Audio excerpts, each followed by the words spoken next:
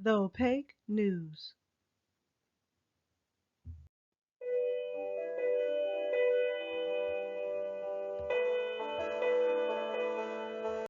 Hello and welcome to my channel, and for those of you who are returning, welcome back.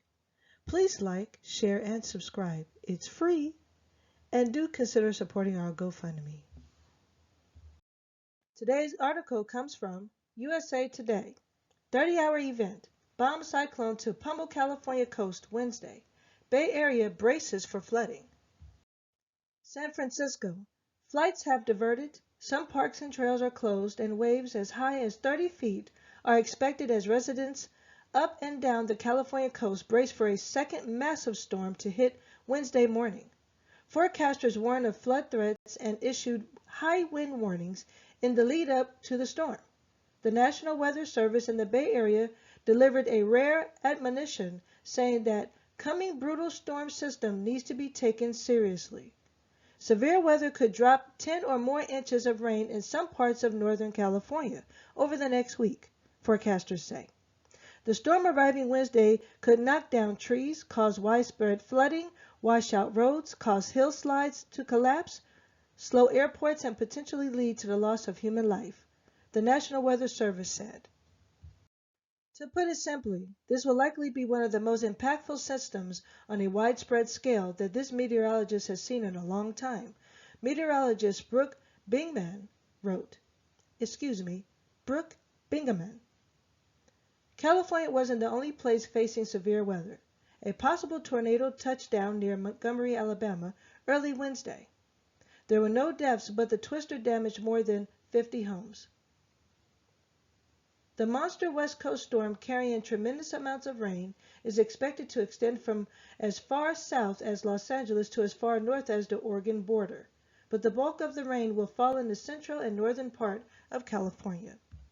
All told, it's about a 30-hour event from start to finish, said Rick Cainpa, a meteorologist from the National Weather Service's San Francisco's office.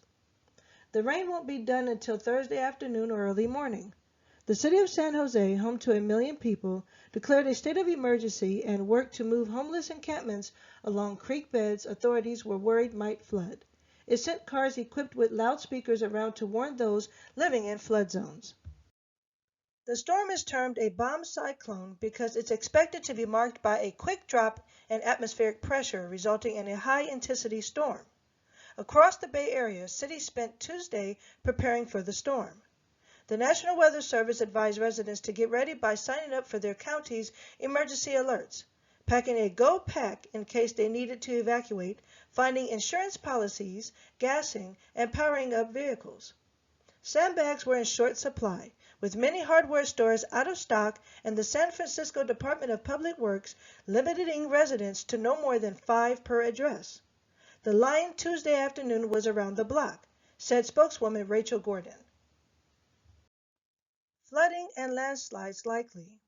Because the ground was already saturated with the more than 5 inches of rain that fell on New Year's Eve, Wednesday's storm could cause severe problems and damage in some areas. The main concern is the smaller watersheds and steep slopes. So mudslides, shallow landslides, and urban and small creek flooding could get quite significant for a period of time on Wednesday night in some locations, said Daniel Swain, a climatologist at the University of California, Los Angeles. Travel will be a mess. The storm could snarl travel in a long swath up and down the coast, Cainpa warned. Forecasts predict impacts on aviation, flooded roadways, and passes in the Sierra Nevada mountains possibly impassable. High wind warnings were in effect from Wednesday to Thursday, with gusts up to 60 miles per hour at higher elevations. This could impact air travel out of San Jose, San Francisco, and Oakland. Expect delays in travel by car, by plane, and by train, said Cainpa. Severe weather, possible tornadoes in South. The South, too, was being hit with intense weather Wednesday. Heavy rains, flash floods, and severe weather were seen in a swath across Florida, Georgia, North and South Carolina. A possible tornado touched down in East Montgomery, Alabama at 3:14 a.m. on Wednesday. Rodney Penn, who was home when the storm hit, said a fallen tree limb broke out the windows of his wife's car, but there was no structural damage to his apartment. It literally sounded like there were 1,000 baseball bats hitting the side of the house at the same time, Penn said. In South Carolina, 5 counties were under a tornado watch Wednesday. Heavy rain in California, not an end to drought in West. The extreme drought conditions California has struggled under are helping avert some possible flooding because many of the state's larger reservoirs are still quite low, said Swain. They have a lot of headroom right now to absorb a lot of water, he said. The rains are likely to alleviate the short-term drought in North California along the coast, but will do little in terms of bringing drought relief to the West as a whole. It won't really help move the needle in the Colorado Basin, but it certainly will in Central and Northern California, he said. More water is on the way.